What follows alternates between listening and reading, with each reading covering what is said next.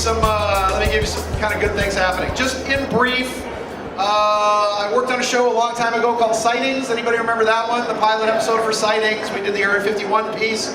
I was one of the original creative producers on a program called Strange Universe, which ran for 2.5 years. It's usually when UFOs show up, not exactly good news a lot of times, because when UFOs show up, usually some bad things kind of start to happen. Kind of when God talks to somebody, usually someone dies. You ever notice that?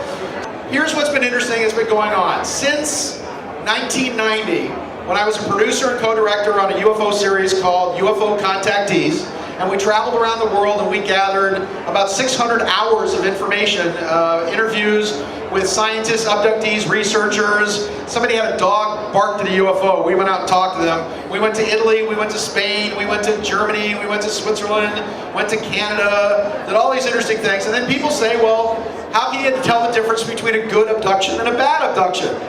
I said, well, if you're on the ship and you're face up on the table, usually kind of a good abduction. If you're face down, usually not so good. That might be different for people in San Francisco. So anyway, in Hermosa Beach, which is a sleepy little seaside community that specializes in volleyball and alcoholism, people come to Hermosa Beach when they run out of t-shirts and weed, basically. So that's what Hermosa Beach is kind of like.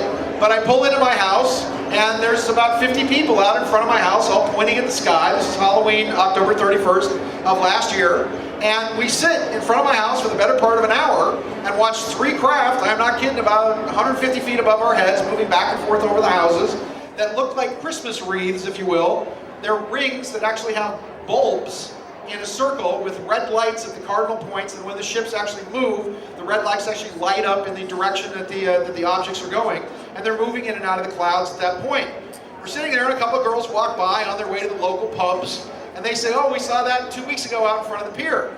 Well, then we get on and they say, well, go check out the videos because they've been flying over Southern California in a wave for about the last 6 months.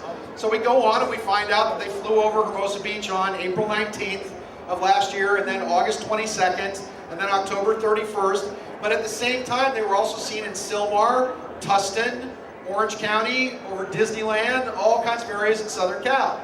It is interesting that when the ships began to appear, directly after that were those big fires in Sylmar. Anybody remember the Sylmar fires? They kind of were stupid because if you're in the rest of the country, they burned down these massive mobile home parks.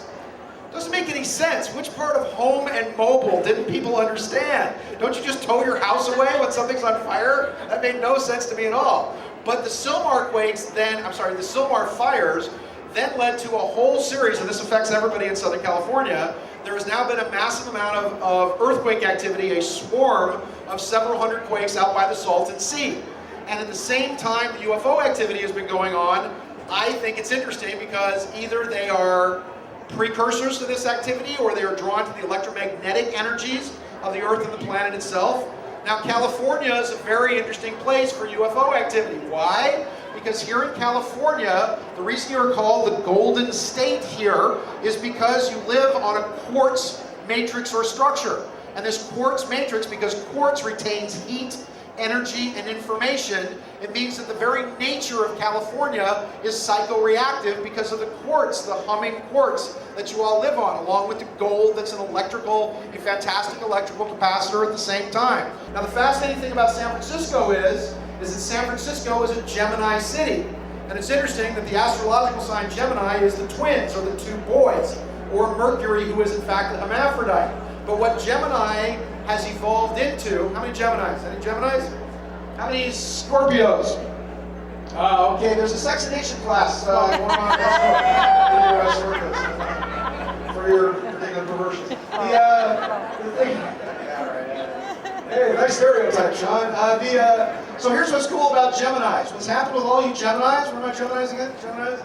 Here's what's happened with all you Geminis. The twins, or the parallel aspects of Gemini, which means Gemini is they're a little gossipy, they're very chatty, they're very, shall we say, left-brained, so to speak.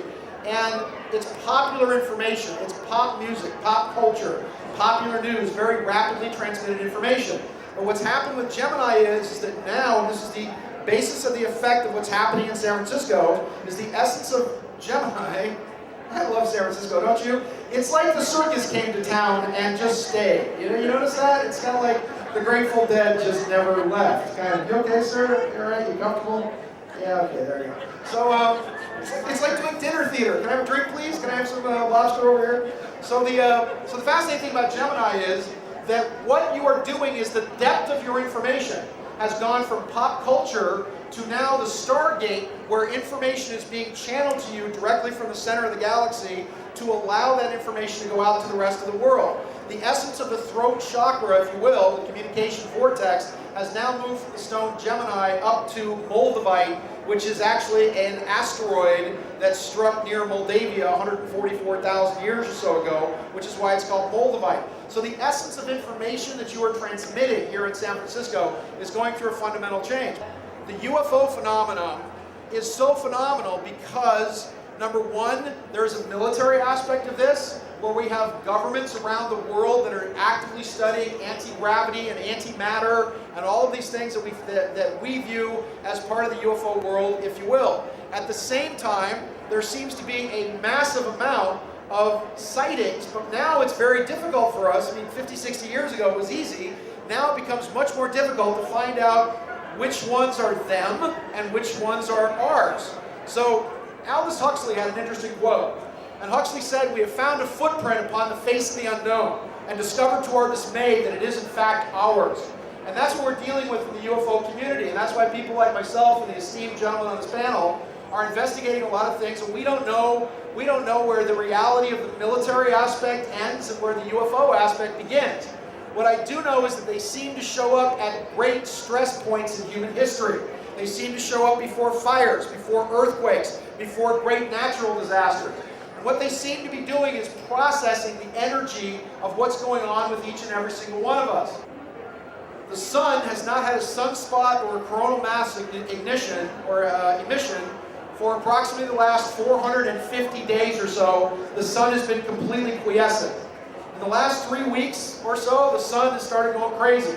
And we've now had sunspots, solar flares. Anybody notice a shift of energy in the last 3 to 4 weeks or so? Oh, yeah. Anybody getting a little more irritable and having problems with animals and whatever else and all kinds of crazy things happening? I've noticed everything's beginning to amp up and step up. We've now entered what scientists fear most, which is something called cycle 24.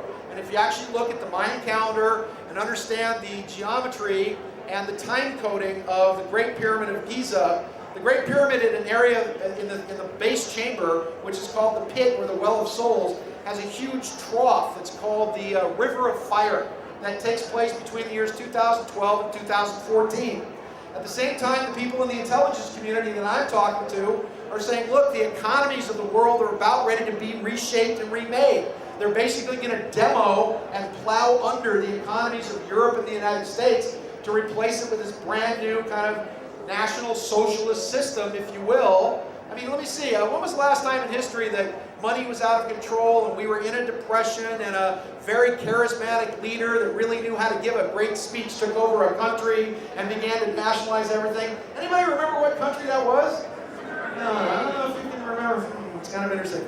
I'm not sure you know this, but you just did that, sir. If you want to take a look at photographs of the 1932 Olympics and when they were actually held in Los Angeles, did you know that when you saluted the flag, you actually said, "I pledge allegiance to the flag of the United States of America," and to that the actual Nazi salute was what we used here in the United States before the Germans took it? So it's interesting that we're in that same 1930s pattern once again, politically and economically. The fascinating thing about UFOs, once again, as I wrap this up, is that they're us. Maybe they're us in the future, maybe they're our parents, maybe they're our grandparents, but what they don't want you to know is that we are an amazing star-spanning species, that we came from a number of other planets and galaxies, maybe even universes and places from all across this great big giant galaxy or universe or cosmos, and that we are a star-spanning species with a great and amazing heritage and a fantastic and stupendous future. They don't want you to know that. They don't want you to know that the reason UFOs are returning is because there are parents and grandparents and everybody's trying to get a good spot at the graduation. I'm Sean Morton. Thanks a lot for listening.